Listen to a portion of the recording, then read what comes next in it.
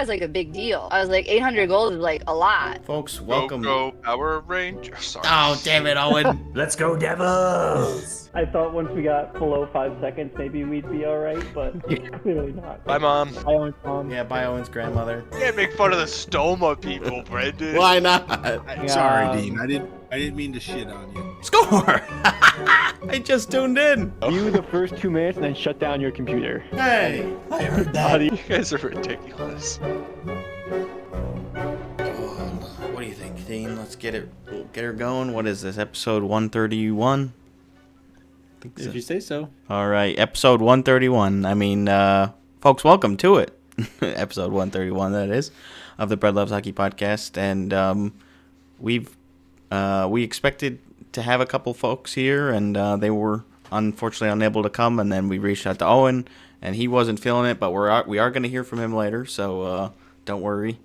Folks looking for their Curry content, we've still got a little bit here. We've got, 56 seconds worth?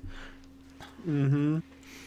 A voicemail hot off the presses. Well, do you want to just start with that? We never start with a voicemail, but we could just get it out of the way. Crazy. Well, let's just flip the whole Google Doc and just go from the bottom up. Oh, wow, yeah, Owen would hate that. I'll just say the Dean's big Den! news for 2 hours in. Yeah, that's right. He's like, no. We had a whole episode about not doing that. Mm-hmm. A couple of weeks ago. Here we go. All right. Hey, podcast. Long time, first time. I was just wondering, what are your thoughts on where Artemi Panarin might be going? He's a bit older of a winger, but still got a lot of fight in him, and probably wants to win a cup. Could see him maybe going to Carolina, even though that's in division, or potentially Florida. You know, I don't know. And on the Panarin topic, how do you feel about Russians in the Olympics? Do you think Russians should be able to play in the Olympics like they do in the skating and shit, where they have the,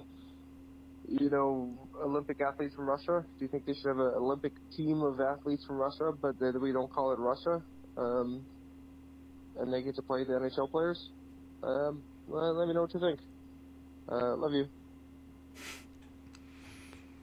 Love you too, Great Owen. Call.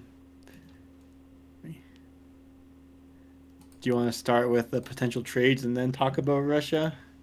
Yeah. So, we've touched a little bit on that before, on where a good landing spot is for him. I don't feel like I have a concrete answer. My initial lean is also with Owen in Carolina. Like, I think it makes sense for them in terms of they are already playing pretty consistently well this year. Like, just adding another piece, especially for this season, even though you're really trading him with an extension in mind, that seems to be like his pretty much a requirement.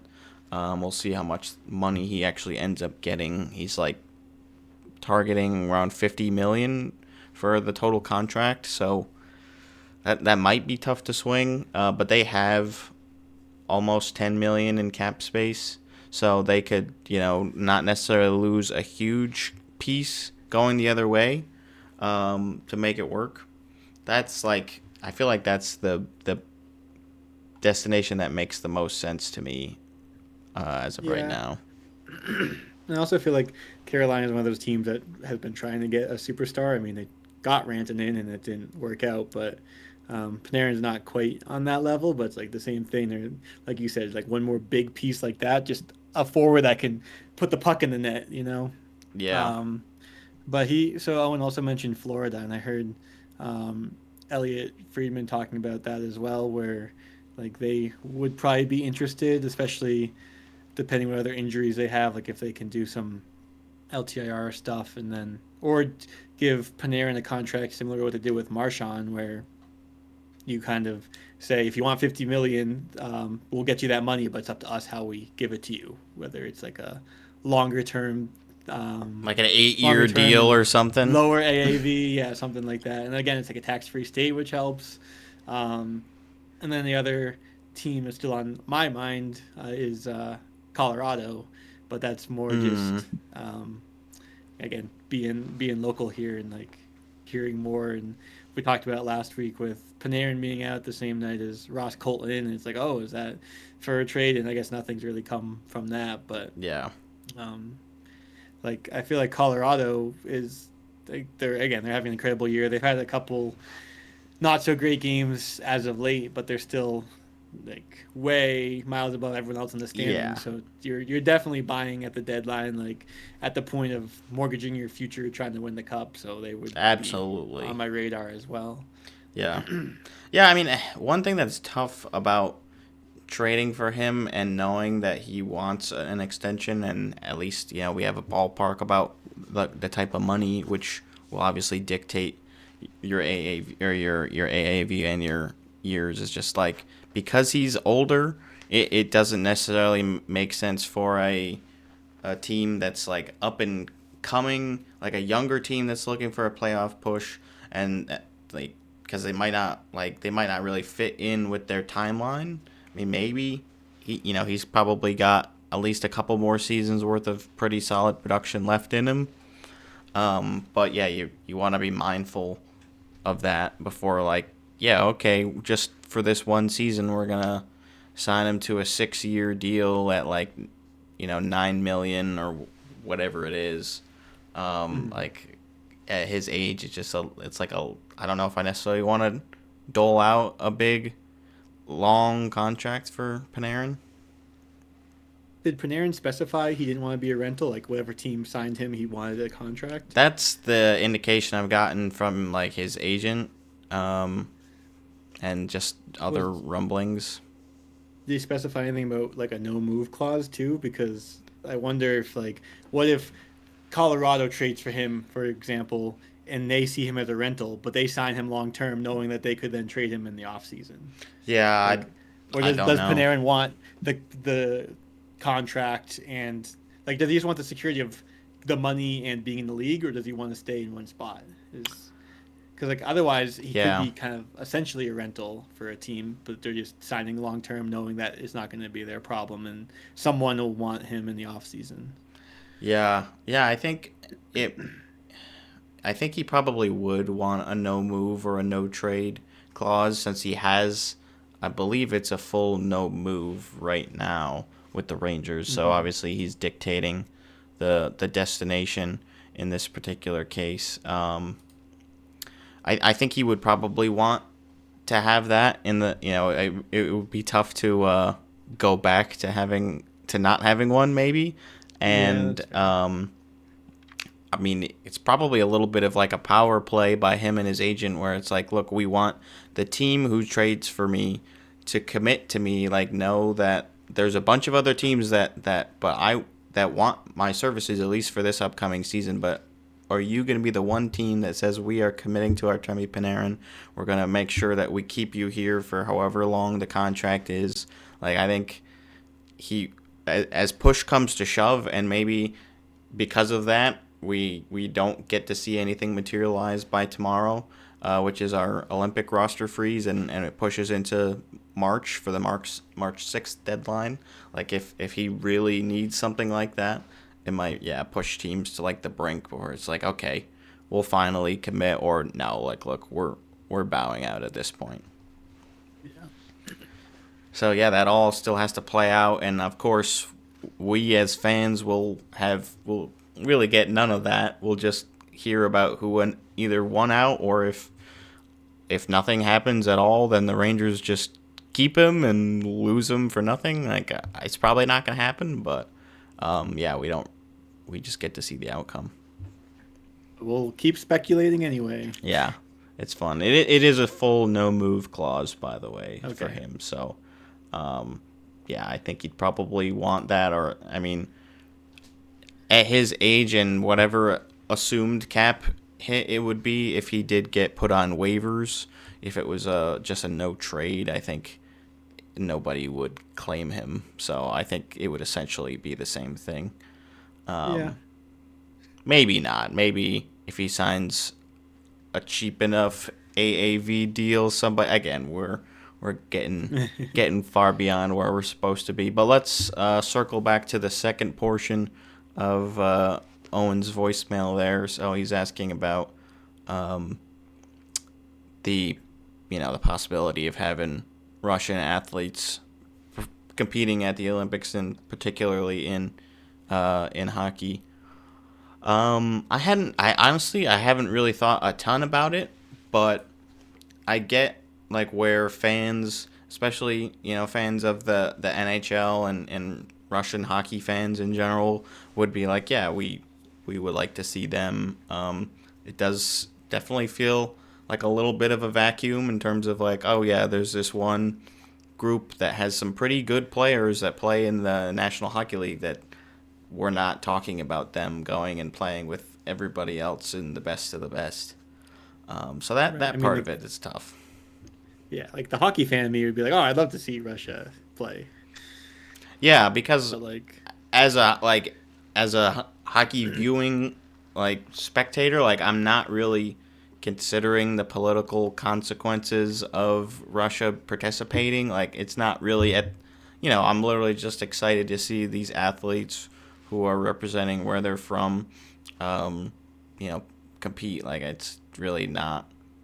I'm not really thinking about it that way. I understand, the punishment in terms of their behavior from the IOC, but I don't know. I feel like I personally lean more towards at least being able to play in some capacity, like they've done in the past with the unaffiliated Russian athletes or whatever. Yeah, whatever that term. I don't remember. That other countries have done something similar in the past, so it would be a little strange to see them like win. I think they did medal actually in another previous season in hockey term, or not, maybe not hockey. I think there was something where they won a medal as that conglomerate. I want to say it was one of the recent hockey tournaments, but I guess they're not going to be there this go around. yeah, I mean, it's obviously a complex issue, but it's like, do these athletes and fans like deserve to not have or watch their nation compete just because of politics and that sort of thing? Like, because there are, like you said, there are Russian athletes competing, but not as Russia. But just this year, they're participating as individual neutral athletes. So yeah, I don't know how that works for team sports.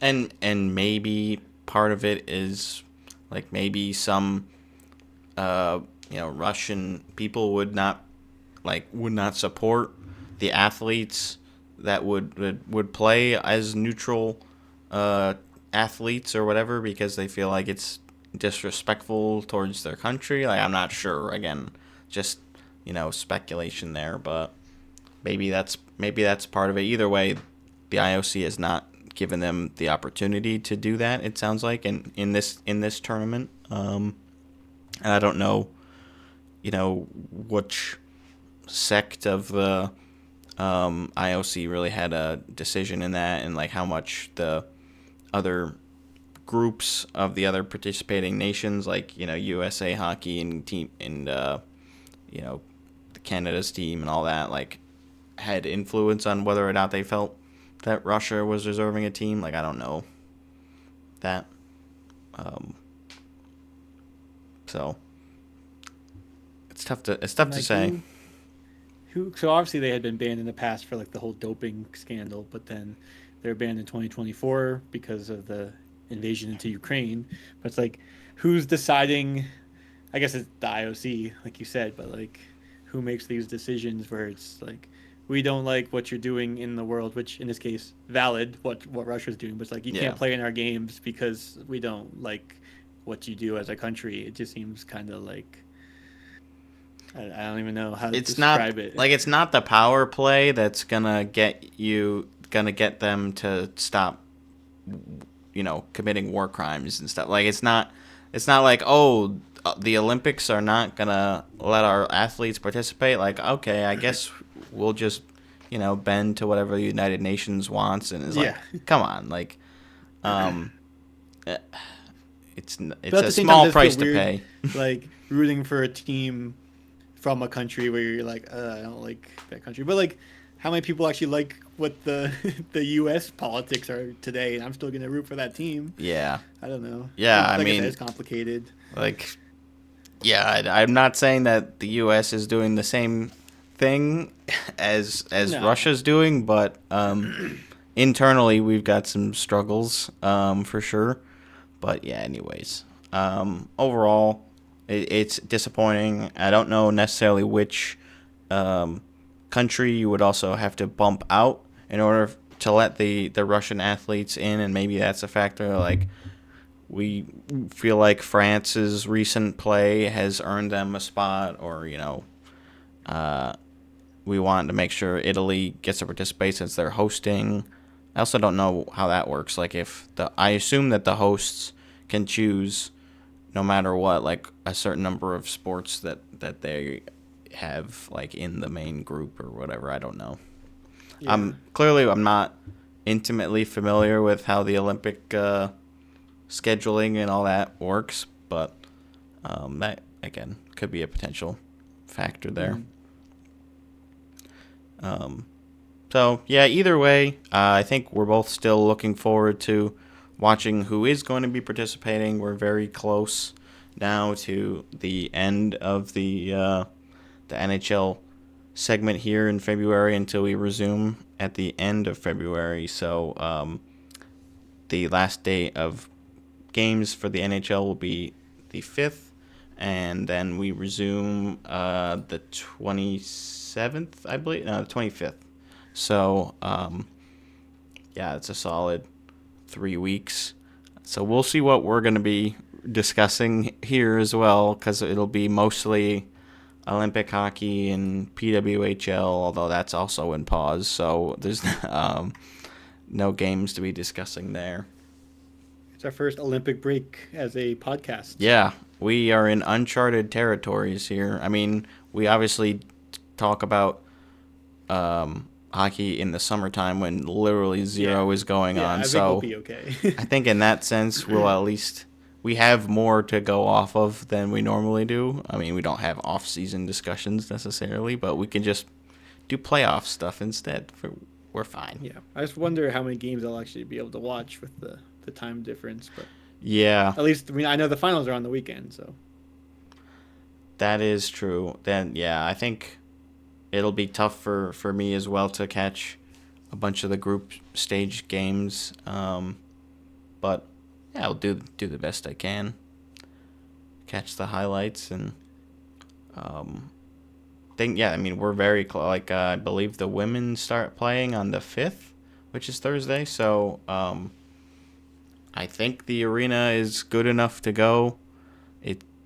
They might still not have all of the seating. That was the latest update I heard, was that they still had not completed all of the seating, but I'm not sure where they're at now. Hopefully done. and I know that they're not initially, like, they weren't playing in the main arena right away, so maybe they're still working on that one as well. Yeah, I also heard some of the players are going to be there for the opening ceremonies. Like the Bruins players, they have their last game on Wednesday, so they'll fly there for Thursday. Mm-hmm. But it just depends, because obviously if you're playing Thursday, you're not going to make it.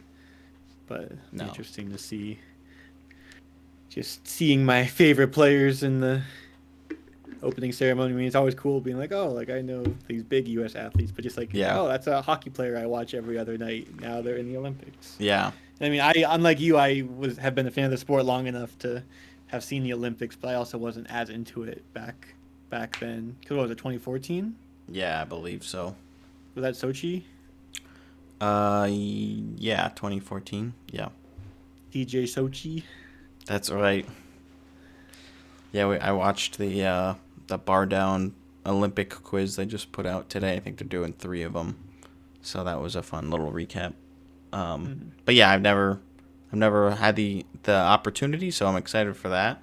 It does sound like Leon Draisaitl is also being considered to be like the flag holder for Team Germany, which would be a huge honor. I know he's done a ton to grow the game in Germany. Like, so much of German hockey's success over the last 10, 15 years is attributed to Leon Draisaitl, like, directly. So I think that would be a great pick. Of course, bias. And I apologize to any of the German ice skaters or biathletes or whatever. Yeah. Skiers, yeah. Did you hear about Lindsey Vohn's injury, by the way? Yeah, I heard That was pretty tough. that race should have been canceled because the conditions were so bad. Like the first 3 people down there got like crashed on the course. Oh my gosh. Yeah, she said she had a press conference and she said she's still going to ski on her leg that had like an ACL tear or something like Well, that. because she was going to be the oldest ever to do downhill or GS or whatever she races in, slalom, I don't know. Clearly, All she of them. said, "Screw this! Like I'm going out there if it kills me." So This is lot kind of respect. off topic, but did you hear about the new Winter Olympic sport added this year, skimo? I did not hear about skimo. It's ski mountaineering. So basically, you like skin up the mountain with like on your skis, so it's like backcountry essentially. So you skin up, which is like, for those who don't know, you put the skins on the bottom of your skis, and it's kind of like a one-directional carpet, so it slides like that, and then it grips. So you kind of just like scoot up the mountain on your skis like that, and your heels are detached. So you kind of like also some of this motion as well. And then that's the first phase, and then I forget. There's like 4 phases. I think 3 of them are going up the mountain. One of them it's just like a set of stairs built into the snow. Oh. So then you have your skis on your back. You're just like going up in your boots. And then the final one is skiing down. But it's like a triathlon where you have to like stop in your designated area and like pull your skins off, put them in your bib, and like the whole thing. Like So I guess everything's that's timed, where- yeah. Yeah, and I guess there's a sprint which takes like 3 or 4 minutes, and then there's a relay which is, I think, a man and woman, and then it's you like one person goes up and down, and they hand off, and then the next person goes. So Oh wow. pretty neat. Do you know like anything about who's participating? Didn't even know this was a thing or a sport, but I'm Yeah. gonna watch it. Like maybe. if there's like an American That was like in the team. Summer Olympics. I remember watching the like kayaking down the river and like weaving through. Oh yeah. Like just these random sports that I've never watched before. I'm like, oh yeah, I'm a fan of this now. It is fun when you just like Curling. you're like, I'll see what's Curling. going on, and then you're like, oh, I guess I like biathlon now, and like Yeah. all these Yeah, I random want to see some things. ski and then shoot guns. Yeah, exactly. I was like, I have literally never watched anything like this. I don't know if I ever will again. Very cool. Yeah, I mean, there's a ton of different stuff. I know my mom personally is more of a summer Olympics person, but there's a lot of cool winter sports too. Obviously, hockey is a good one. Hockey's pretty cool. Yeah. And then we also had some other injuries affecting the Olympic rosters. So Yeah. another Bruin, Korpisalo, is going to replace Ukko-Pekka Luukkonen. And then Tough. Just got Bennett hurt. will be replacing Cirelli. Which, I mean, that was one that I remember when we were going over it. I was like, I could see Bennett sliding in for Cirelli. So obviously, it's tough for Cirelli. I feel bad for him. But yeah, it's next man up for Team Canada. So Sam Bennett, who's a proven winner, especially in tough series, I think he'll probably be an asset for them. I think Ronus Ronbjerg for Vegas recently was put on IR, so he might not be able to participate for Denmark, which is too bad. I mean, not quite the same caliber, but I don't think Denmark has a full, NHL roster, so any hit for them is going to be a big deal. So there's probably a handful of others. It does seem like there's been a lot of injuries cropping up lately, and that's definitely in part due to the condensed schedule that had to be because of the required 3-week break for the Olympics.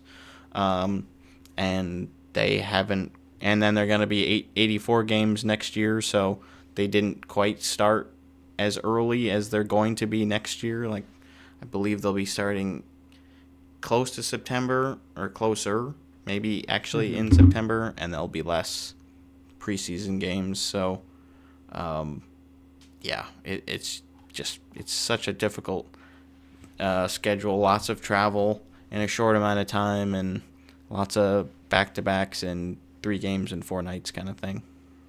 Yeah, I think I also heard this on 32 Thoughts, just some speculation that after the Olympics are done, there'll be even more injuries coming out. Like, I don't know if it's players hiding them from their teams or just being like, oh, I'm good enough to play in the Olympics, but then they might just shut them down after. Like, they power through, get through the Olympics, maybe get their medal, and then they're like, all right, I did what I could. I'm hurting now. I need a break. Yeah. Whether it's like for the rest of the season or just like a couple weeks off just to recoup and get ready for the playoffs. Right, like there's, a very real possibility that our playoff picture is a little strange because of, like, it's like maybe the healthiest team is just going to win, and that does seem to happen a decent amount. Like, the team that goes in the healthiest is usually going to do pretty well, but I mean, it could be pretty bad. Like, Florida, I think they don't have any of their starting centers are playing right now. They might not even make the playoffs, but there are definitely a lot of key guys currently going down or have been down for a little bit. Zach Benson got pretty banged up in the Florida game last night, so that's a key guy for them. There's just a lot going on right now in a negative way, unfortunately. Yeah. How's Boston doing? I was going to say, speaking of center depth, Zach sent me this before the Stadium Series that the Bruins could line up their top 3 centers as follows with Husnudinov, Minton, and Patra, which is one of, if not the youngest top 6 center cores in the entire NHL. Yeah. Wow. Because with Lindholm and Zacha hurt. I mean, so Husnudinov is like 24, maybe? Like, he's 23, and then Minton and Patra are both 21. Oh my gosh. Yeah. Wow. It's like you're looking at the core, or like the future of the team, but it's like, I don't want to see it yet. Like, I need to see these guys like when they're like 27 or so. Like, yeah. Little the scary. other thing Zach sent me was for Patra, Elliot Friedman had said that you can tell both sides aren't 100% happy with each other here, and like he went on to say more, and it sounded like I did like see Patra that. also switched agents earlier this month, which started some trade speculation as well. But then there was like, also, is this a showcase for Patra playing this game? It's like maybe get people interested in wanting him on their team, that sort of thing. The Stadium Series, yeah. Because, yeah, the Bruins expected more from him. Patra, I'm sure, expected more than just playing in the AHL. So, yeah. Interesting. I mean, he was definitely thrown into the NHL a little bit earlier than, like, his like prospect track would kind of normally dictate, I think, based on the injuries. I thought he did really well. He did. When He first did. Up, and, like, fans were loving him. And then he got hurt and was back down, and I think part of the thing is he's not good at protecting himself, so he's taking these big hits, and yeah, I don't know. It's an interesting one. That's part of it. I do think, like, playing a little bit more in Providence could do some good to developing him as a full, like, NHL player. He's been there for a while now, so I don't know. How many seasons? Who's also probably going to get traded. Oh, you think so? That would really suck, because he's like one of your only cookies in the cupboard. Like, yeah, but like we haven't. I don't know what the deal is. Like, why we haven't brought him up much. Same with Patra. Like, they must see something that us as fans don't, like the team. Yeah, so it means you're not gonna get a whole lot back for him probably either if you trade him. So Patra in the 23-24 season, his first year with the Bruins, he played 33 games. And then the next year he played 33 games for the Bruins and 40 in the AHL. And then this year he's played 39 in the AHL and then 2 for the Bruins. The Stadium Series and the game before that. So you think you think you want him to be a full-time NHL player, basically? Yeah, I mean, I don't know, because like there's been times when he's been brought back up and hasn't looked as great. Um, I don't know. I just liked watching him play. And then Lee Sell, 2022, Providence, he played 54 games AHL. The 23-24 season, 56 games. And his first games with the Bruins, 12 in the 24-25 season, sent back down for 52 games. And then this year, 37 in the AHL. No call-ups. Yeah, so he, I mean, is really not. He's also 23. Yeah, I mean, he's still a little young, but you'd think he would have gotten more calls up based on his draft pedigree and, you know, the talent pool in Providence. Like, although I think they've been having a good year this year, haven't they? I don't. Yeah, but also the fact that we got Husnudinov and Mitten from trades recently, and like they've looked good. And Steve's. That feels good. Steve's, yeah, a couple nice steals from Toronto, especially. Yeah, feels good. those always feel good. And Jonathan Aspero is finally playing up. We mentioned him and his long Providence journey. So yeah, I wasn't really a fan at first. I was like, oh, he's not gonna last up here, but I was proven wrong, and I'm not. I have no problem with that. He's definitely grown on me. So yeah, I mean overall, I'd like to get some guys back for Boston, but they're still playing pretty well right now. Like they've had some bottom out months. I think they had. Let me see. I have it right here. So October they go 6-2-0 for a 462 points percentage. Then November 9-5-0, a 693. December 6-6-2, NHL 500, and then in 2026 they are 11-2-2 for an 800 points percentage.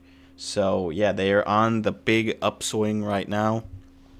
And just look at it from like this link, and you just see all the streaks, like the green W's and the red L's. Even the start of the year, 3 wins, and what was that, 7 losses, and then you have a streak of 8 in a row, 8 wins I think, and then a mix 4 wins in a row. What was that, 6 or 7 losses, and then a big win streak again. Like I've mentioned, so streaky. But they're on the uptick right now. And then they've got one more game before the break, which is tomorrow against Florida. And Zach just texted me saying logging on, so if he joins, then that would be a good time to talk about the Stadium Series. Oh, nice. How you doing? Pretty good. We're just talking about, we're going through the Bruins schedule and how they like started 3 wins in a row, lost 7, and just all the streaks they had, the win streaks, the loss streaks, and then I was talking about the post you sent me about the center depth for the outdoor game, and then the Patra potentially getting traded, and then I mentioned Liesel as well. He's probably gone, right? Like, Yeah, I say get rid of Lysell. Why are we not playing him? He's been in the AHL all year.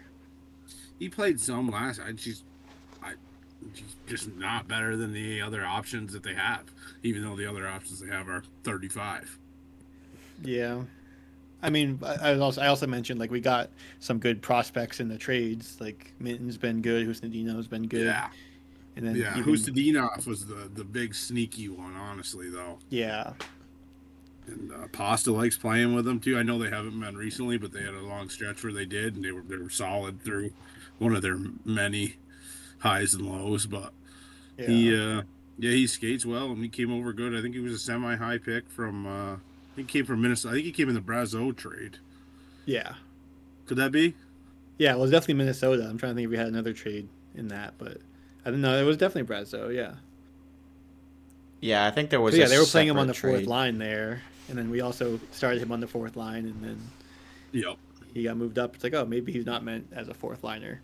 No, I agree. I mean, yeah, there's not. I mean, it's hard for like small guys, just in general. I feel like small guys aren't fourth liners. Small, speedy guys aren't.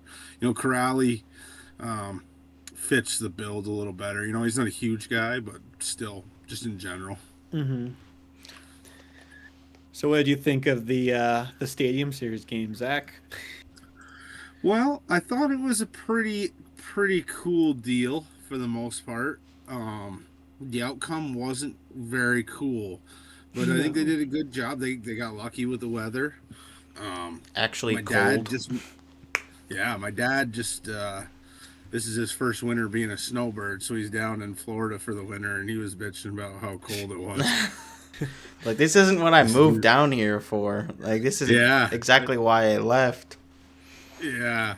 I said no. I said the temperature here right now is why you left. It's like negative. It's negative. I mean, you know, Brendan. Oh, Every yeah. goddamn day, it's negative something. It has been brutal lately, so he's definitely still getting the better end of the deal for sure, weather-wise. Yeah. Even if 30 feels cold, I promise you, we are begging for 30 up here.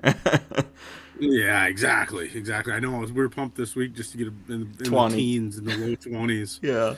First time I got to get my kids outside in friggin' 2 weeks. I saw this one post. It was when everybody else was getting the snowstorm, and Florida was like they had pretty solid weather, and it was like Florida's won the flip and elected not to receive winter. They will defer to the second half. Yeah, they had the fur.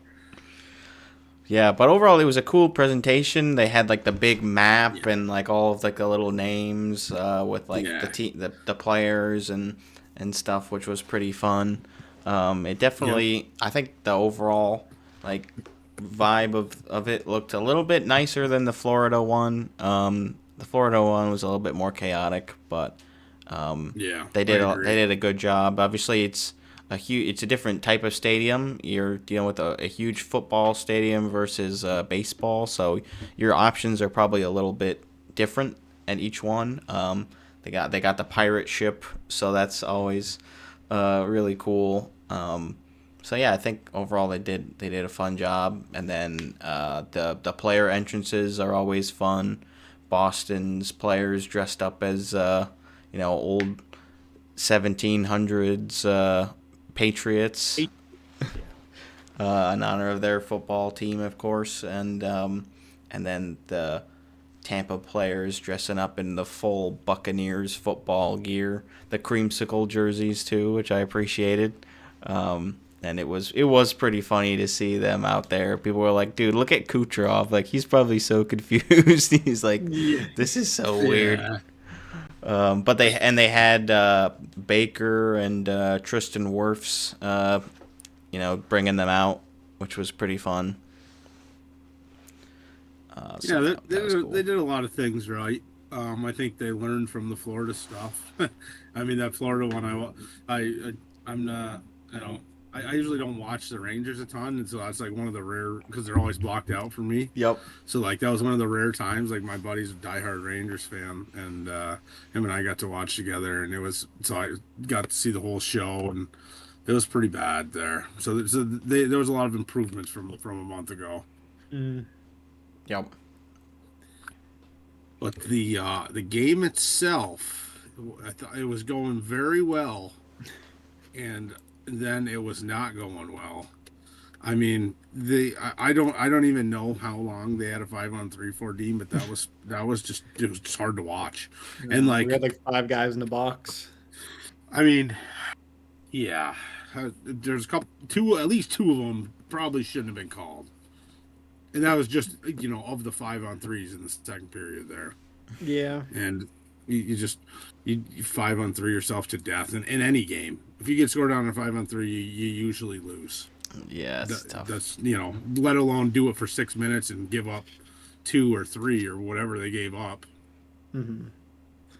Yeah, I mean, overall, it was like the ebbs and flows of the game were so crazy. It starts with the fastest goal in outdoor history with Hagel's goal, like, what was it, 11 seconds in or whatever, 14, something like that.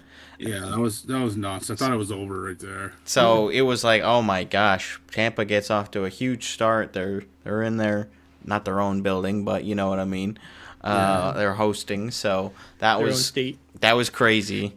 And then Boston just started pouring it on after that, and they ended up they were up 5-1 at one point, I believe. So I was like, oh my gosh, like this game is done basically. You got John Cooper there, all distraught in his Gestapo suit or whatever the heck he was wearing. He looked like a freaking character out of Miami Vice or something.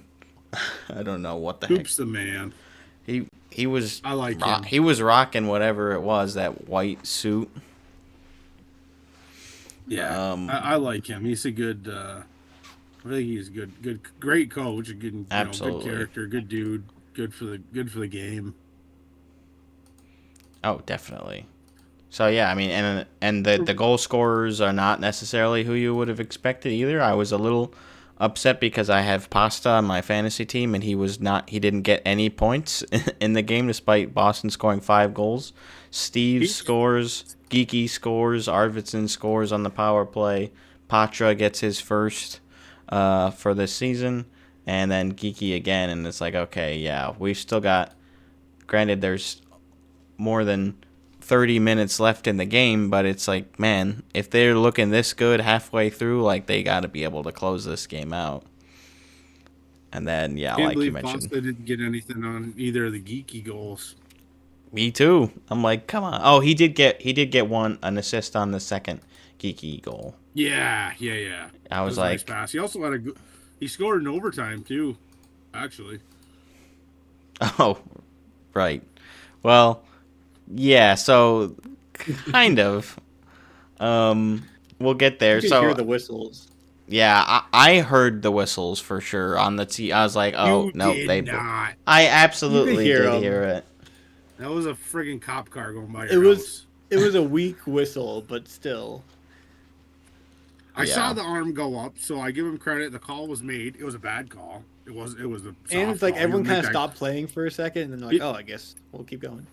I didn't even realize that, but like that's not a call that gets made in the overtime of an outdoor game, for Christ's sake, after you already did what you did in the second period. And Yeah. I did not hear a whistle. I saw the ref's arm go up, but I did not hear a whistle. I heard it. But yeah, then Pasta scores, but it's off on a delayed penalty that should have been blown dead, and then he goes through a shootout, and then wasn't it Pasta again that went off the post? Yeah. Pasta Pasta almost trying to keep had it. off the field. And he didn't even, like, if I watched the replay, and it's like, if he just put it 5-hole instead of trying to go backhand and roof it, but it's like, obviously it's so tough to know, and obviously he was inches away from nailing it and tying the score, so it's really tight, and it was a tough way for it to end. Obviously, Tampa fans get their huge comeback story, the 4-goal deficit erased, with 3 straight power play goals, and then Kucherov again to tie it up late. Not super late, but the power plays were the big problem, obviously, in the third and in the second, and there were definitely some misses for calls on Tampa. Like, I think most of the Bruins penalties were justified. A couple of them, it's like delay of game. You can't really do anything about that. Yeah. They had I agree. the covering the puck. Like, you're going to call that. Which he did. I mean, I wanted to think he just kind of batted it, but he covered it. The two I had the issues with were the overtime call against Pasta and the call where Kastelic just kind of shoved him after the goal. I mean, yeah, you can't do that, but like that happens a lot. Yeah. You know what I mean? They usually even those out, I feel like. Especially in what happened in that scrum. I mean, they had guys throwing flying elbows, and they still I mean, Hagel almost punched the ref in the face. It was a good scrum. I loved it, and all in all, it was a good show. The Bruins ended up getting a point. I can't complain too much. Swayman got his fight finally. Yeah. He's been wanting it. He did. He comes over. He starts getting it. He always gets involved a little bit, and then this time he starts going over towards center ice, and Vasi's like, "Oh, okay." And he had Pasta mic'd up. Oh, I didn't hear that. Me either. Yeah, he was like yelling at the ref, like, "Let him go, let him go." That's awesome. And then, I mean, they cut to them on the bench, and he's like draped over Geeky, and they're like I so saw hyped. that. Yeah. Yeah. And like I don't Swayman. think he expected Vasilevsky to be throwing lefty. No, Yeah. they interviewed him. Like, did he know he was a lefty? He's like, no. Yeah. Probably most guys didn't know he fights with his left hand. Like, Well, that was, I think, Doesn't Brick had happen. talked about this with like Bergeron's first fight, where whoever he fought didn't know he punched lefty because like he never fought. Happened to me one time when I was young, 15, trying out for a junior team in Canada, and I had the same exact thing. I had no idea, and he lined up, and I didn't really know what to do, and he smoked me. Yeah, I just didn't know what to do. You know what I mean? I was young enough where I had no idea what to do at all. I was just shocked. I was like, why is he standing that way? I was like, why is he standing that way? like, Do you have like uh-oh. a full cage at that level, or how does that even work? What's that? Are you wearing like a full cage at that level? So or? it was trying out for a junior A team in Canada, and so I was wearing a full cage. He had a shield on, but we both took him off. It was in a camp, a tryout, and yeah, and he got me. One punch and you're down. Yeah, he got me really good with one, and I kind of stood up and we kind of just wrestled for a minute. It was really only one punch. I didn't go down right away, but that was really the only one thrown. Yeah. Was that your only fight? No, I had two or three. I had one really good one when I was at prep school at NSA in practice. I had one really good one. Practice. It was like the first or second week of being there, so you don't really know the guys yet. Of course, just You know what I fight him. mean? Like you don't really know the guys yet, and yeah, this kid was kind of just following me around, slashing me, and we had a really good one back and forth. We both just beat the shit out of each Oh, other, man. and they just kind of let it go, and then when they were done, they're like, all right, get back in line. And did you become best friends with him? Exactly. He became one of my best buddies. Did you win that fight? It was pretty much 50-50, but I felt like I won just because I landed so many. But then, after the adrenaline wears off and you start feeling the ones, so yeah, I had one win, one loss, one tie. I would say for my real fights. Now that one was the one I'd call a tie. And I had one other one in a game in a tournament in New Hampshire that I definitely won. Nice. That was it for helmets and gloves off, you know. Yeah. Well, then the fight you sent us of your buddy was a pretty good tip. Yeah. Oh, Yeah, yeah. that was a good one. He's a local kid here, kind of to where I live. Dean, he lives right in he grew up right in Brazier and played high school here, and he's really good. He played in Canada the last couple of years, and he's in Maine now, and he's the captain of that team, and he's been doing a little bit of scrapping, just trying to figure out what's next for him. You know, I think this is his last year of eligibility anyway, so trying to get a college team to at least give him a chance and get noticed. He's good though. He's talented. He could definitely throw a couple punches, too. He looked pretty good. Yeah, he's a tall, pretty solid kid. Yeah, that was fun. So, yeah, overall, pretty crazy game. If you had never been to a game before or never watched one on TV before, that was like, you know, in terms of how entertaining a potential game could be, I'd say that one is definitely up there. You know, it's not a playoff game, but you do get 3-on-3 overtime. Doesn't end in a shootout, or it does end in a shootout, which maybe some would say is less exciting than overtime, but either way, still a pretty crazy game. It's probably going to be a while before there's another outdoor hockey game in Florida, so they got a good one for that one. The Winter Classic wasn't as close, but, you know, Rangers fans had fun with that one, I guess. Yeah. Yeah, there's It was people debating if this is the best outdoor game or one of the best. It definitely one of the best. I mean, I think I don't know how you could say there's one was. I mean, it was a really good game. It was a good show.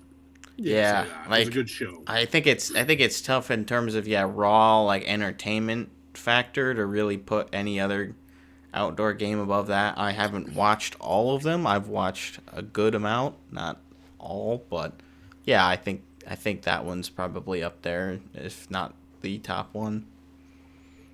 you get 6-5 in a goalie fight. I mean, right there. A it was really just, quick you get goal, 11 huge goals in a goalie comeback. fight. Yeah, I mean, Yeah. huge comeback by the home team after they scored Yeah. first and then like scored really quickly and then allowed a bunch of goals, come back to overtime, have some clutch power play. Like, yeah, it all just adds up to a pretty crazy scene. So, glad I was able to tune into that one. Yeah, again, tough for the Bruins. And then, what did you guys think about the jersey matchup? The bright yellow jerseys for Boston, and then like the bright blue for Tampa. The jerseys didn't look as both. bad on the ice, and I always like color on color, so I was fine with it. Yeah, no, I liked them both, and I'm usually, not a huge like jersey guy. I thought they were both pretty cool. Tampa's colors were cool, that teal with the gray or whatever else. No complaints. Yeah, the I didn't really love the particular yellow that Boston used, but other than that, like, I think it wasn't like a really bad clashing matchup for colors or jerseys or anything like that. I don't think it was too difficult to read them, so that's really what you're usually looking for. Yeah. So I like the Bruins helmets, Dean, with the bear claw on one side and then the big numbers on the other. Yeah, I like that they both had the like big those. numbers. That was good. Yeah, you have to. Yeah. Or you should, but yeah. Did you watch the intermission, Zach? Intermissions. the concerts. Oh yeah, so the Tim McGraw. I watched a little bit of the Tim McGraw show, which, I mean, if you compare that to what went on at the Winter Classic, that was way better. I don't know who played at the Winter Classic. I don't know, but there was like 13 people standing there around the stage. Okay. It was so bad that Biz had to pull out his floss and move with his jacket. Oh yeah, that was bad. What the heck is that name? The group of that does that one. I remember them talking about it, but yeah, they're not like super big. I didn't watch either of the intermissions, so I didn't really see them. And then what was it, the charity intermission? Yeah, they had the guy go on the ice and try to shoot the puck in the little hole, and it's a whole like controversy now because if he made it, it was $1 million donated to like a cancer. So like it was a cancer survivor shooting the puck, and it was like some cancer charity. Yeah. So he misses, and they're like, sorry, I guess we can only donate $200,000.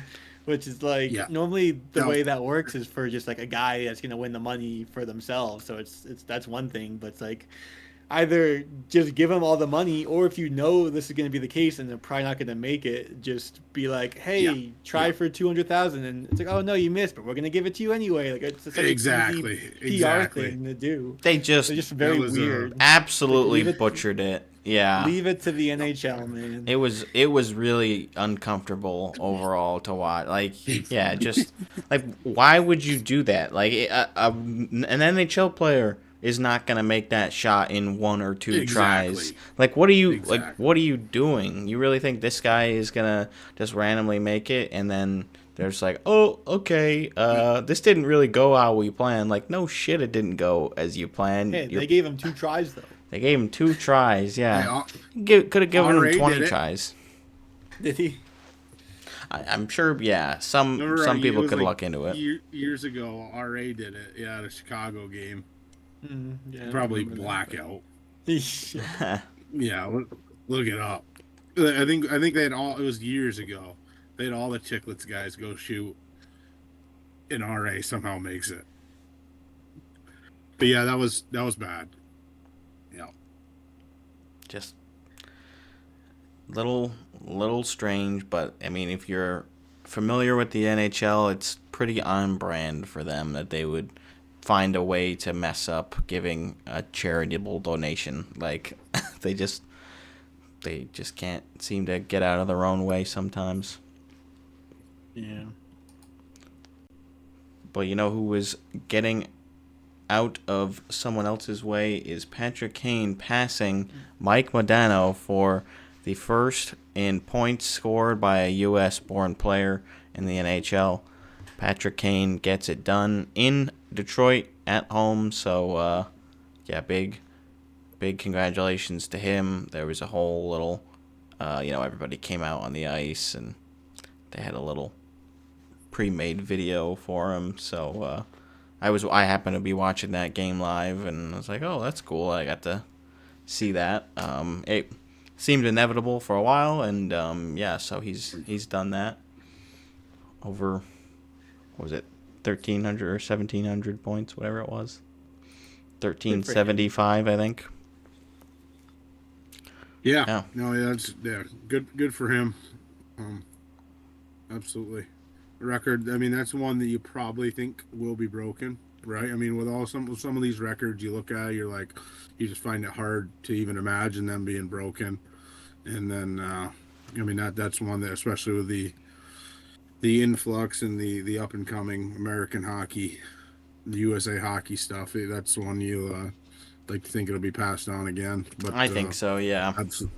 Absolutely awesome. Yeah, Come on down, Matthew Schaefer. Yeah. But he's Canadian. Is he? He just sounds like an American. No, he's Canadian.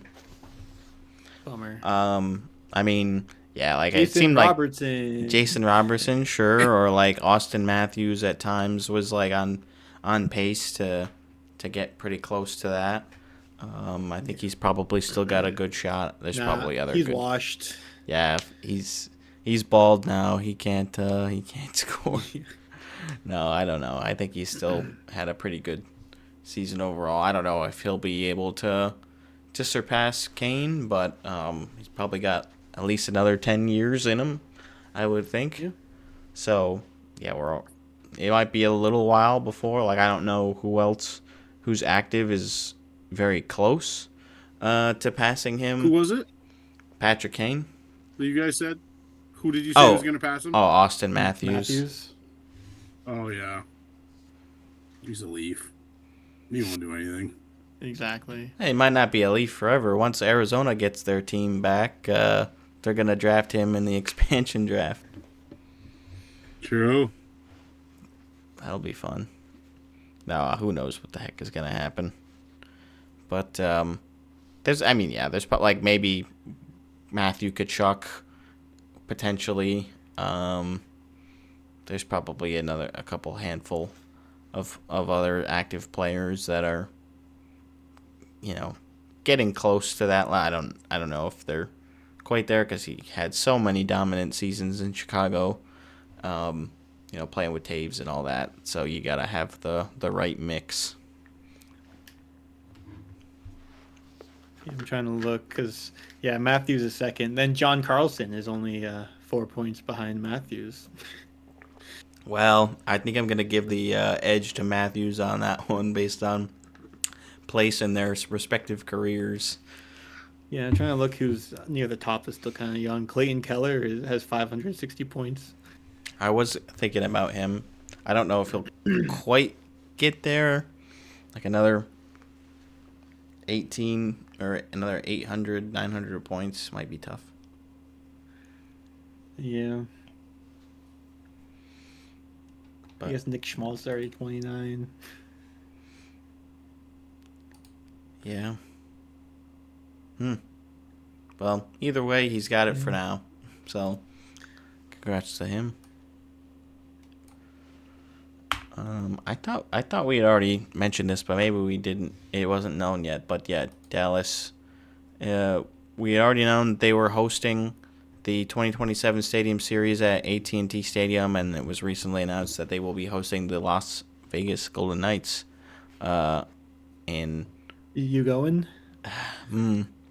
That'll be cool.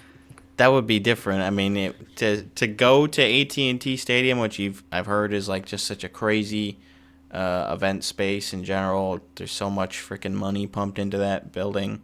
It would be cool to go and then still get to see a hockey game and still root for my team and against Dallas. Like it does. It all does sound pretty good. I guess I think the tickets would be probably tough, and then you'd have to actually get there. But that would be fun. For sure. So, I mean, obviously, as a Vegas fan, I'm excited. I was a little surprised. I was like, wow, another outdoor game for Vegas. Like, this will be our third one, which it'll be our Really? it'll be our 9th season in the league. So, yeah, we have been blessed with that. We still haven't hosted one, so we'll see in the future. But I think we probably just lost a couple of years on that opportunity. Yeah. Which is fine. You know, it's not like I live in Vegas, but I'm sure, you know, local fans would love to be able to go to a game at Allegiant Stadium or some other football arena or, you know, anything like that. So I'm excited for the jersey too. We'll see what they do with that.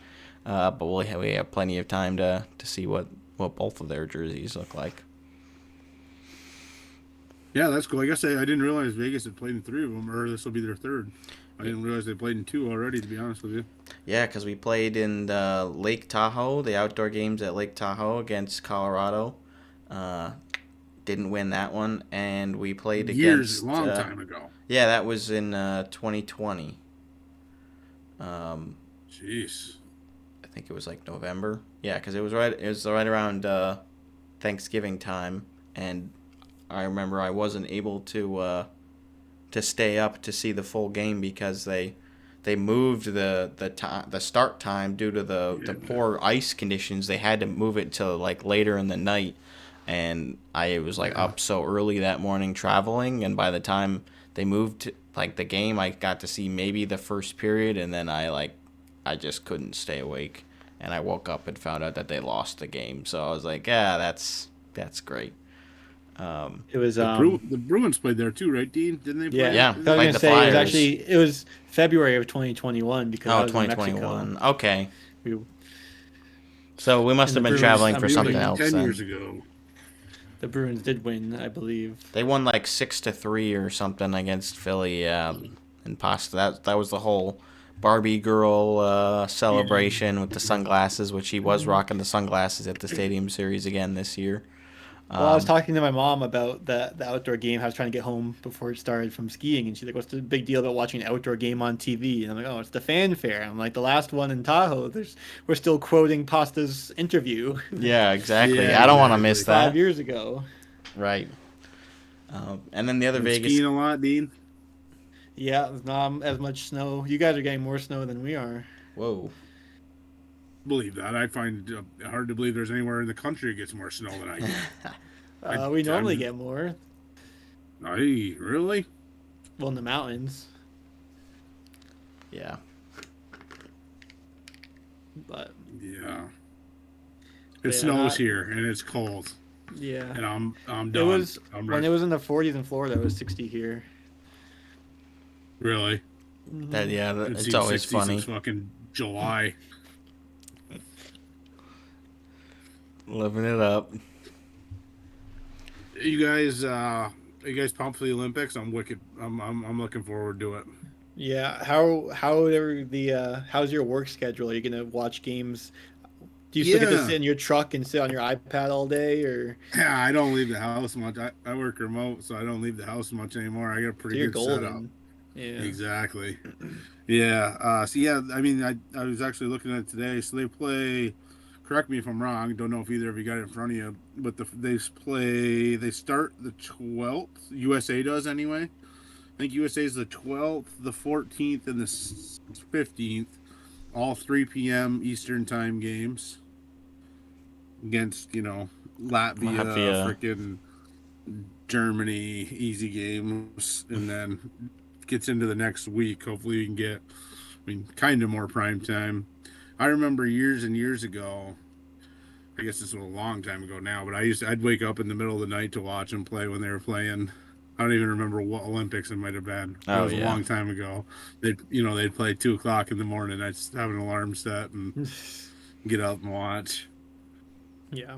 Dean did that for the preseason China game that the Bruins played. I didn't even set an alarm because we were in college. I got back from the bars. It was like 3 a.m. and I was like, all right, it's time to watch Oh, Bruins. yeah. They're like, they're going to play soon, so I'm just going to stay up. Yeah. That's crazy. Yeah.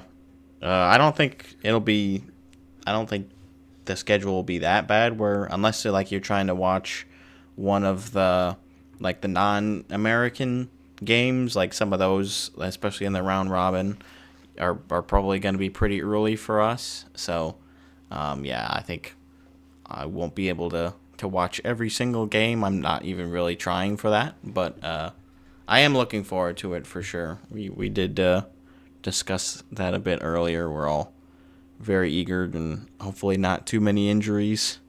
We did mention Korpisalo is being it was named as a replacement for UPL, so he'll get to go. Both of the Bruins goalies now going. Oh, UPL went down? That's too bad. Yeah, he just got I recently saw hurt. Korpisalo got named, but I didn't see who got hurt. Yep. Yeah, so that was unfortunate. Obviously, Buffalo fans upset about that, and just for their future for the rest of the NHL season too. But at least it'll give them some time to heal up for their playoff push. Which it still feels kind of crazy to say Buffalo's playoff push, but it's pretty real at this point. They've got plenty of time to blow it. And That's true. They always find a way. At least, like, they're still winning games though. Like they just beat Florida in Florida. Yeah. So that's helpful. They're playing. They're solid. They're tied with Tampa right now. So yeah, I think they'll make it. It can be.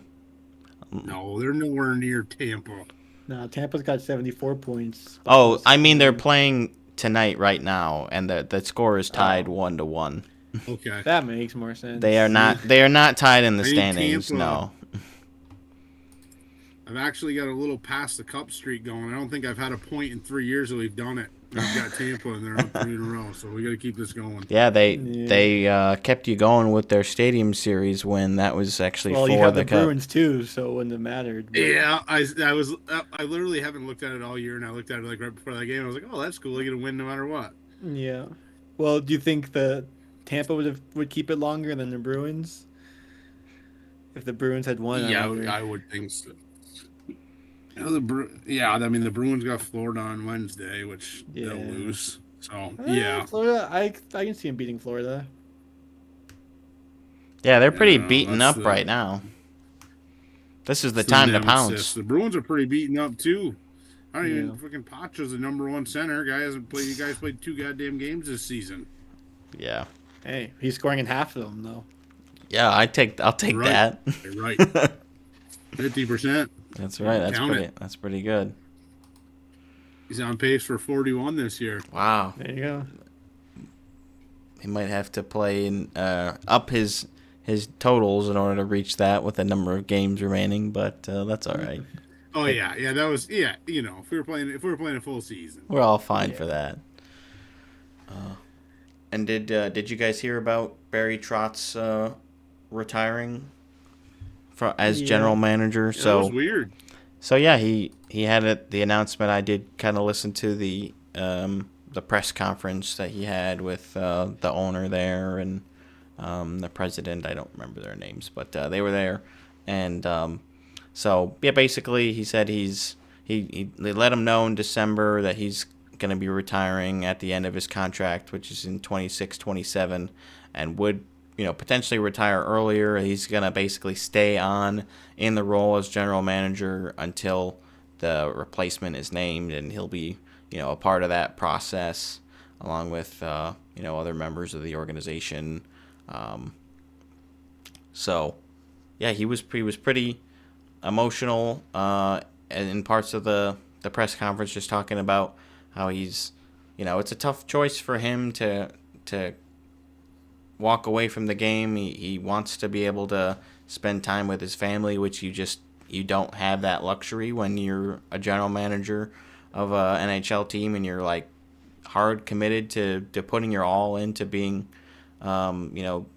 the GM and doing the best you can for the team. So I get it. It's like he's spent a long time in this organization and just in the league in general, and wants to do everything that he can to make the Predators a winning club, the best club, that all that stuff.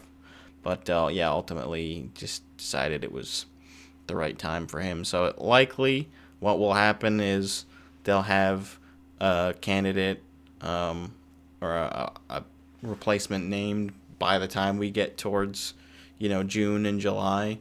But there's potential that they don't have anyone set in stone by then, and Barry will remain, for the draft and whatnot. Yeah, I think it's kind of like what the Blues are doing, but on a shorter term, like with Steen. Alex Steen. Yeah. Yeah. Yeah, I mean, I think it's a smart move, by him and by the organization. It's like, look, we don't need to shoehorn somebody in like we fired, or not fire. He retires at the end of whether it be the regular season or the playoffs if they get there, and then we have to scramble in order to bring somebody in, so that way they can take care of the trade deadline, or not the trade deadline, the free agency day and the draft and all that. This gives them a lot more time where they can establish somebody and get something more long term put in. So good for them. I think same with the Blues and Steen, who he'll be the general manager at the conclusion of this year. So we'll see how all that goes. But yeah, it's been a long 40-year career for Trotz. He's only the second general manager in the history of the Predators too, so it's uncharted territories for them as an organization to see who they're going to bring in. It could be internal, it could be external. They even discussed the possibility of it not being somebody necessarily already in the hockey world, although I kind of doubt that's what they'll end up doing. I know Nick Saban, who's the most recent partial owner, is going to be involved in the hiring process a little bit too, so we'll see what kind of input he has. Yeah, I was pretty surprised by him coming out with that, to be honest with you. Yeah, it's different. And he's a proven winner in college football, so I think that's what attracted the Predators to him. Yeah. Oh no. Yeah, the Saban thing's cool. I was just surprised with Trotz coming out with a retirement. Oh. I just didn't see it coming, especially mid-season. Yeah. Especially when they're not doing horrible. I mean, last year I said, okay, but this year, they're, that bad start, but they've been battling. I was surprised. Well, it's been a long time, and a big legacy he'll leave, mostly as the head coach and winning the cup with the Capitals. And I mean, Zane was talking in the group chat about his time with the Islanders and how he liked him, getting them to the conference finals against Tampa and all that. Yeah. So definitely has a very Barry Trotz has his own style of coaching, and it's gotten a lot of mileage out of teams that sometimes didn't belong to or deserve to be that good necessarily. Yeah. Tortorello. Tortellini. Mm-hmm. For sure. Yeah. Yeah. You guys, huge legacy. You guys got one player. If the U.S. were to win the Olympics, if you had to pick one player to win the MVP, who you taking? Player on the American team that if they won the gold, they would be the likely candidate I guess, as MVP. Player of the tournament or whatever. Yeah, whatever they give out. You got anybody in mind? That's Dean? a good question. Jeremy Swayman. Yeah, I mean, a goalie I could see if you go on a heater, sure. They just go with Hellebuck right away and ride them through, or what? Yeah, unless he's really unless he loses to Italy or something. Well, they're not in their group, right? So I think that's not going to happen. I think it would probably be his net, yeah. Yeah. I don't know. I mean, I could see Matthews or one of the Kachucks. Maybe Yeah. Quinn Hughes. Quinn, yeah. I like Gensel a lot. And he's going to play with, on one of those top two lines, either Eichel or Matthews. Yeah, I guess it would be nice to see Eichel too. As a Vegas fan, that would be one. I mean, yeah. Be all right with that. There are a lot of obviously really talented players. It's the most talented U.S. roster probably ever, maybe since 1980. And you can argue about if they were the most talented team back then or not, but they got the job done. So yeah, we're personally rooting for them to bring home the gold again, and it'll be a tall task. It's gonna be really really cool. Lots of good matches. I'm looking forward to seeing Werenski. I like him a lot. Yeah, he's really good. He is. He's a stud. Like I think I predict that he will outshine, outscore, outpoint Hughes in this tournament. Wow. He's a really good worker. I mean, yeah, the NHL was putting out those like My World videos where they're just like highlighting a player from like 8 different countries, and so they picked him for the U.S. and just did a little behind the scenes with him. So I just watched that today, and yeah, he's just like a great competitor, great person. Like I think he could absolutely have a super solid tournament, and he's had great years the last couple of seasons. He's in his prime right now, so he could absolutely go off. He's feeling it. Yeah, that's my hot take. Werenski finishes with more points than Hughes, and just looks better overall. I can see Tage Thompson starting at the bottom of the lineup and working his way up. I can see him starting, on a third or fourth line, and before you know it, he's playing with Eichel or Matthews. Yeah, I could see that too. Jack Hughes has been not very good lately. He's hurt again. He got he's playing. Is he actually hurt right now? Yeah. Because I know he's playing through some stuff, but like he basically couldn't use his top hand. Like he couldn't shoot the puck. Like he would not shoot the puck. And I only know that because I bet on him to score for so many games in a row in his drought. Yeah. I was like, dude, he hasn't scored 10 games. He's got to score. Okay, 11 games, 12, 13.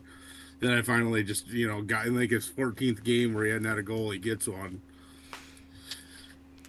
So now it's a lower body injury, but he's hopeful to play on Thursday. Oh, okay. Jeez. That's good. But I'm sure he's still not going to be near 100%. Probably there's nobody playing in the league right now that's 100%, to be fair. True. But, that's a good point. Bumps and bruises are different than something more severe. I'm just not that high on Jack, to be honest. He's a small guy, like that, and then there's other small guys that I just have more faith in than him. Yeah, Caulfield, DeBrincat, either of them, to be honest with you, I just have more faith in. I don't know why, but I have more faith in them. Jack Hughes has the higher end skill than both of those guys, but I would be totally fine with either of those guys. And then you get, guys on the team. I understand, you're picking not a all goal scoring team, but I don't like the Brock Nelson. I don't like the JT Miller, even though Brock Nelson's been tearing it up this year. Yeah, he scored like 15 goals in 15 games or something crazy like that. Everyone's tearing it up on that team, though. Yeah, that definitely helps. True, exactly. But you are going to be playing on another superstar team.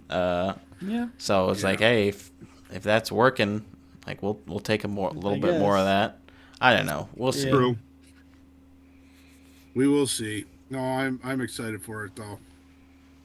Me too. I just hope we can beat those goddamn Canadians. Mm-hmm. I don't know why that Four Nations hurts me so much. Oh yeah. Overtime. It's tough. I think we'd much rather have the Olympic gold versus the Four Nations gold, even though it was a really fun tournament. Agree. Like Olympics, that means a lot to a lot more people than just a 1 year tournament with 4 teams. I agree. Mm-hmm. I totally agree. So, yeah, that'll be fun. Have you guys seen the mock Russia team? Sucks that they can't be in it. But they would have a really good team. That's why we mentioned that I earlier. have We were not talking seen about it, that. but I can imagine. Did you? We were. I mean, just their goaltending. I mean, I know Shesterkin's or whatever the Rangers Chesty, right? The Rangers Shesterkin, guy? Sorokin, Vasilevsky. I mean, you've got a bounty of goalies. So, yeah, there would be no problems no matter who's in net for them. Yeah. Yeah. Kucherov, Panarin, Ovechkin, Kaprizov. Kusnetdinov. I like that Kaprizov a lot. I typically don't like, I don't know why this is, but I'm not a huge fan of Russian players. But I like that Kaprizov a lot. Yeah. He's dynamic. It'll be tough to not see them. Have you guys, I don't like that he took the biggest contract in NHL history, but do you guys, have you guys picked a landing spot for Panarin yet? Talked about that too. Yeah, did you Where do you already think watch he'll go? this episode? All right, boys. You talked about it today? Well, because that and the Russia hockey team are 2 things. Owen left a voicemail, and those were the two topics. That's he had. funny. Okay. Well, yeah, where do you see him going? I don't know. I mean, I don't know. I guess my pick would be. I mean, I've heard the rumors. I guess my pick would be San Jose. I have heard that. Yeah. I mean, how do you not go play with Celebrini and that looks really promising there, and he definitely could push them over the top. Yeah. He's even in his older age, you get him with Celebrini. I think that would be definitely a piece they need. They'll definitely get in the playoffs if that were to happen. And why not go where, I mean, high tax, but you're somewhere warm. You're out of the spotlight, like you're not in New York City anymore. But then there's also like the conversations that's what him and a lot of the Russian players want is the big popular cities and the spotlight. So I don't know. I guess San Jose is kind of my thought. What did you guys say? Or he does no tax and goes to Florida. Oh fuck, I'd hate that. I would I hate said, that. I said Florida. I just hope Florida doesn't. I hope Florida doesn't get in. Yeah. It's not looking good for them, but we'll see. Yeah. But Dean, they're gonna find a way. Yeah, Florida will find a way in, just like Buffalo will find a way out. No. The two aren't related, are they? Or the Bruins, dude. Or the Bruins. Yeah. The Bruins freaking go on one of their things where they don't show up for a week, and you drop 6-8 possible points in a row, and then you're tied, or you got a 2-point lead, and it's like, oh my god, and you still got to play Florida 3 more times or whatever it is, head to head. Yeah. Yeah. The Bruins are in a really interesting spot. They're in a tough spot. It was predictable, but you know what I mean? Kind of. I think I picked them to be a wild card team. Like once they got their first little winning streak, and it was semi-promising. But this is probably worst case scenario. Well, they're not going to be dumb enough to buy at the deadline or like get rid of futures or anything. Like I think they know what they are as a team. Yeah.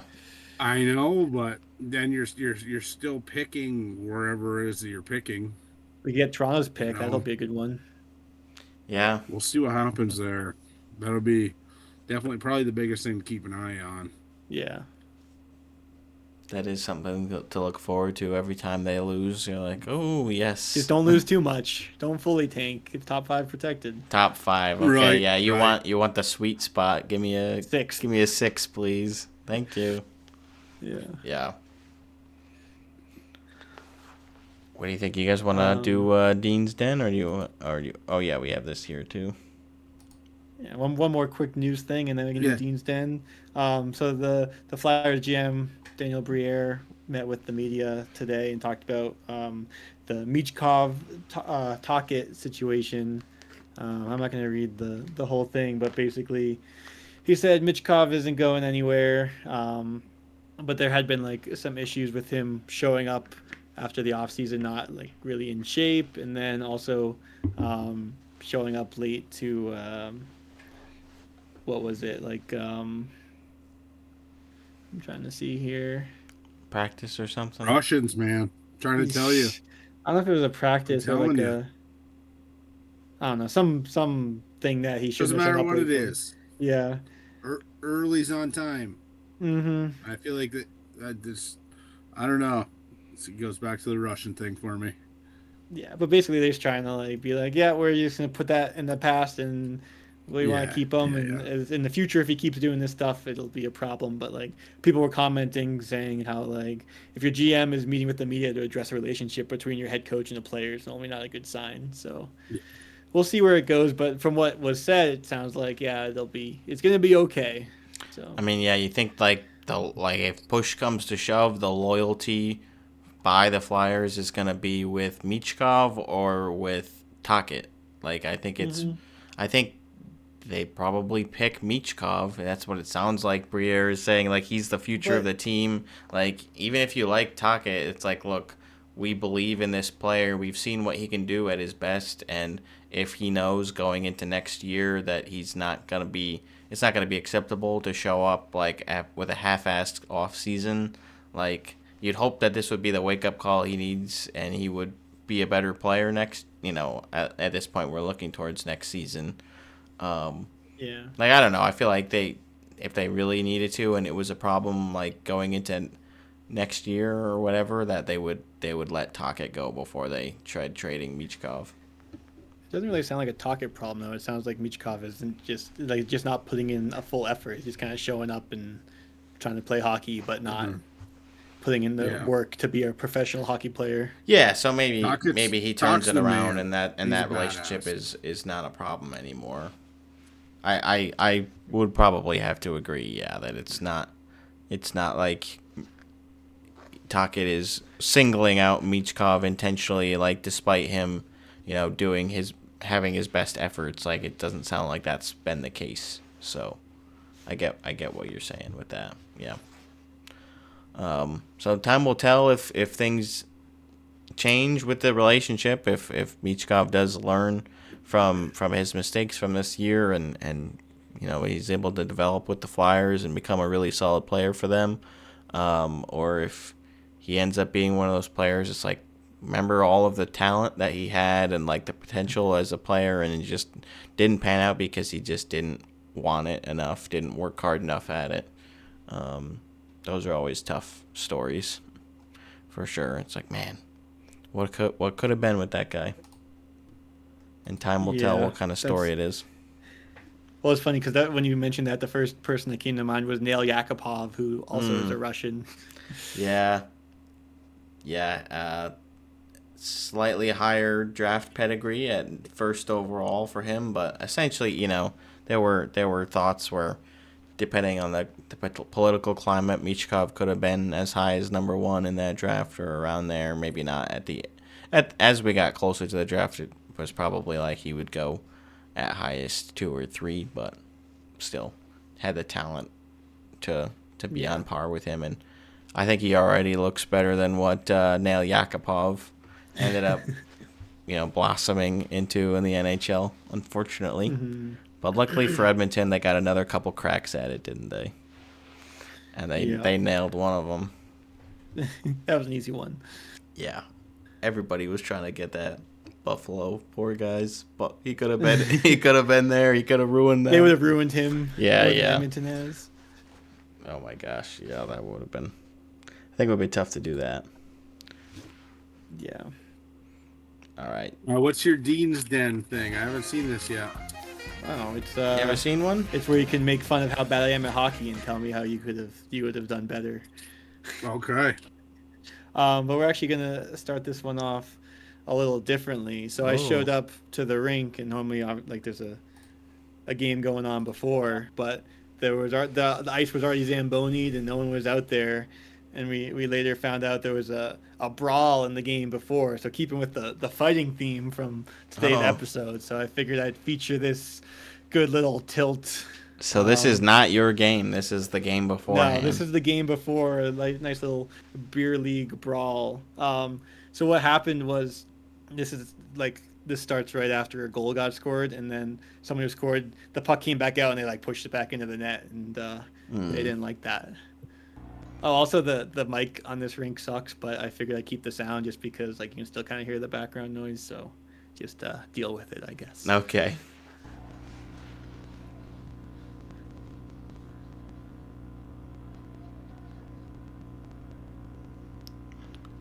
Little tackle. Yeah. Oh, This goalie little is side swipe. unhinged. Yeah, wow.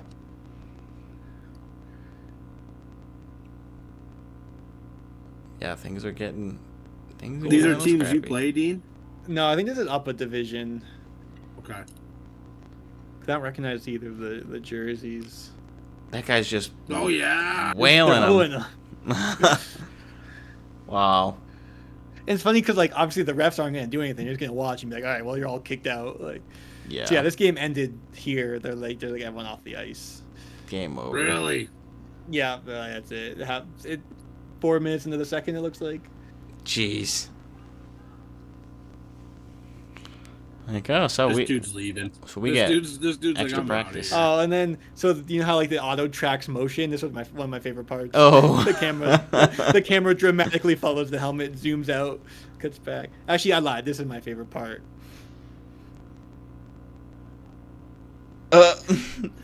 So dramatic. The goalie just full wind up, chucks the guy, and he's looking at him. He's like, "What? What do you want from me, huh?" And they're just like, all right, everyone go. Yeah. Okay. So yeah, that's how it started.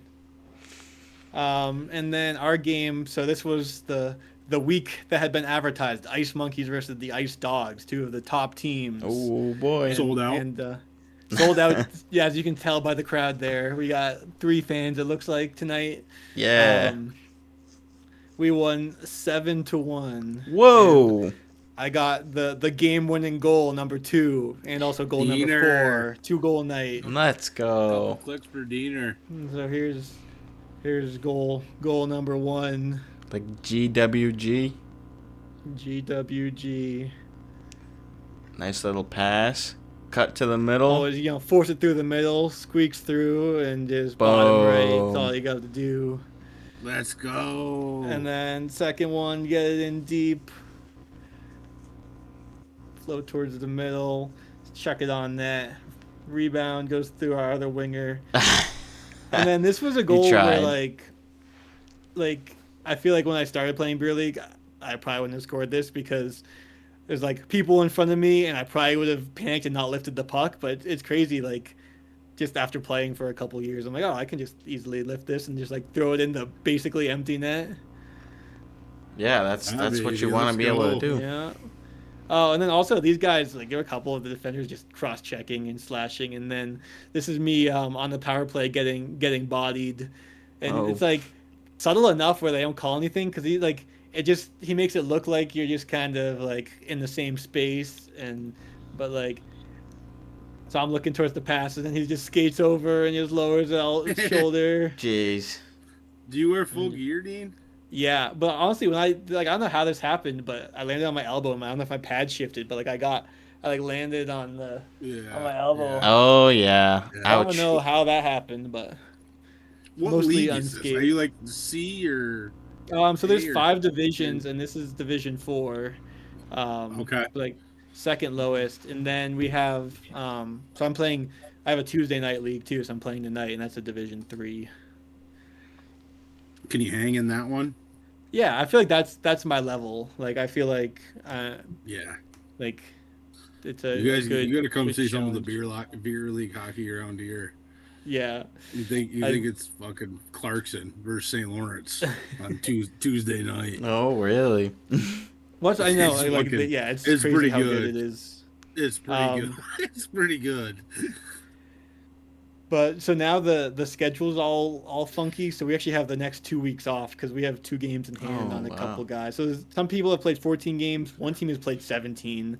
We've played It's the 16. Olympic break.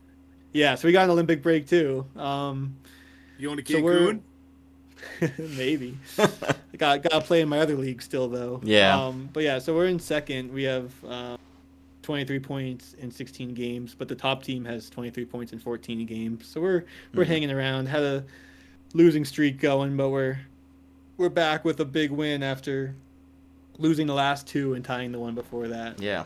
So Heck yeah. that's all I got for Dean's Den until I guess next week, depending on when we record. Might have 2 Tuesday games to showcase. So Yeah. we'll see. So we'll only be getting the whatever's highlights for a couple of weeks then. Yep. Alrighty. Well, we're looking forward to it. Keep your stick on the ice, Diener. I will. We got anything else to cover? I'm good. Sorry I jumped on late, boys. I'll All come good. on again here, maybe during the Olympics or after, but appreciate you guys having me. Appreciate you coming on. Yeah, thank you. And thank you all for listening and liking, commenting, and subscribing. And thanks, Owen, for the voicemail. If you would like to send in your own voicemail, you can do so with the number that's on screen at all moments of the video, except for a couple of tiny moments, but pretty much the whole thing. So, yeah, if you want to do that, please do. We've got the email as well, and we will see you guys next week. Thank you. See y'all. Peace.